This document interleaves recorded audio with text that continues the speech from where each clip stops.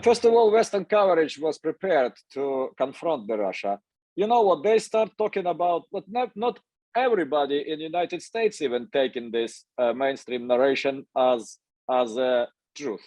First of all, we live in 4 years from 2016 to 2020, during the Trump tenure in the power, with a big constructed narrative, was Russia intervene and interfere in American election 2016.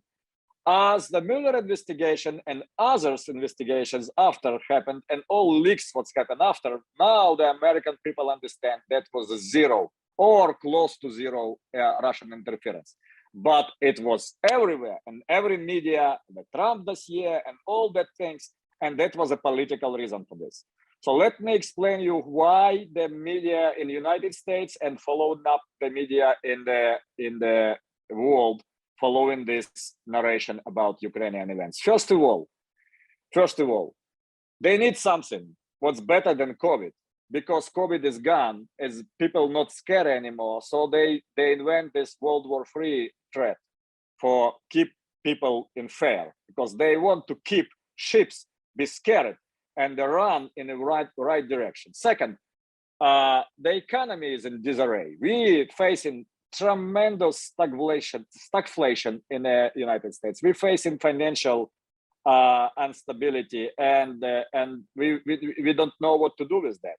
The United States has an enormous debt, what impossible to pay off, and even when they're printing the money on the highest possible speed, do not help, because people now in the United States, they divided. Both parties fighting each other. They have very little common ground, and our society needs something to unify. So after tremendous loss in Afghanistan, when withdrawal of troops from Afghanistan was a disaster, so the current administration needs a victorious war. That's why they operate their puppets in Ukraine, Zelensky, to start the war and go an invasion in Donbass. They planning this invasion at the end of February, beginning of March, but Putin another time outsmart them and strike first. So they want to make a decision of Donbass conflict by force, and they was prepping for that. This is what's happening in the media now. Now media pushing, but you know what? Practically 90% of all news what originate from Ukrainians in Ukraine, debunked in 24, 48 hours. We know that they producing fakes for propaganda reason. They producing the constructed narrative to keep people's minds brainwashed. They saying that that you know, the Snake Island myth, the host pilot of Kiev myth, and everything. So bombing.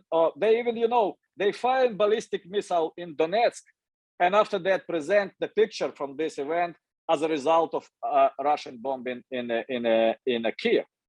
That's ridiculous. And CNN and BBC and all other mainstream outlets, they just repeating this false narrative what Ukrainian constructing. But who is Ukrainians? You know, don't let them dupe you. This is not Ukrainians. This is very skilled, trained, the informational influence operators who is supervised by NATO, who supervised and trained by CIA. So that's people who is doing this.